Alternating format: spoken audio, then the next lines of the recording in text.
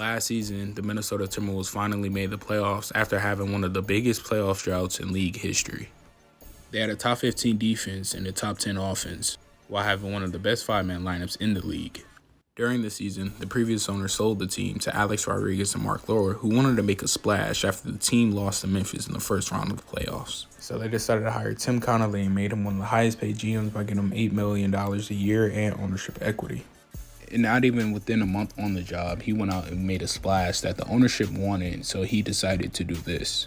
The Timberwolves, they send Malik Beasley, Patrick Beverley, Jared Vanderbilt, the number 22 overall pick, Walker Kessler, 4 first-round picks to the Jazz. They wanted to hide Karl Anthony Towns' weaknesses, which is rebounding, rim protection, and setting screens.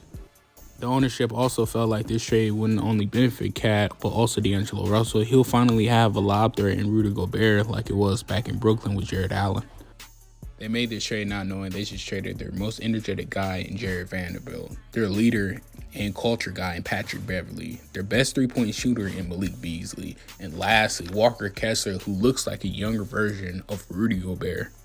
Tim Connolly is one of the best GMs in evaluating talent in the draft, which is how he landed Jokic with the 41st pick in the second round and drafted Jamal Murray with the 7th pick.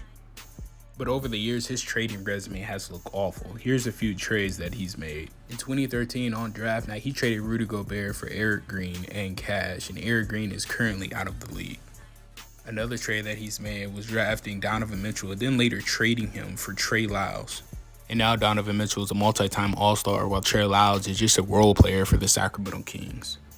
And then he traded Yusuf Nurkic, who's a Trailblazer starting center, and a first-round pick for backup center Mason Plumlee. And then lastly, to put the icing on the cake, he traded Jeremy Grant for cash considerations. It makes you wonder how long will Anthony Edwards stay patient with the organization after they make mistakes after mistakes. This is one of the many first mistakes that this organization has made. They had David Kahn, they had the Tom Thibodeau era. They've been through a lot. The Rudy Gobert trade do seem like it was a trade to save Karl Anthony Towns' prime rather than saving it for Anthony Edwards' prime. I do think they trade Karl Anthony Towns this offseason in order to recoup the assets that they lost with the Rudy Gobert trade. Because they already know if they trade Rudy Gobert right now that they are only going to get 30 cents on the dollar of what they paid for Gobert. But who knows, Tim Connolly probably traded for Gobert to replace Karl Anthony Towns due to all the success that Rudy had at Utah by winning multiple Defensive Player of the Years and getting to the playoffs every year. So he probably wanted to ingrain that culture in the Minnesota organizations, who's been losing with Towns for years and years and years. But on a positive note, Anthony Edwards was just an all-star, and he was selected first by LeBron James in the all-star captain's vote. And this year, he's led the Minnesota Timberwolves while Karl Anthony Towns has been out by averaging 25 points, 7 rebounds, and 5 assists. With that being said, I think they may be onto something. They did just bring in Mike Conley for veteran leadership and his veteran presence within the locker room that they were missing post-deadline. And with the addition of Nickeil Alexander-Walker, nice 3D wing next to Anthony Edwards, they also have a really good young talent in Jaden McDaniels and Naz Reid.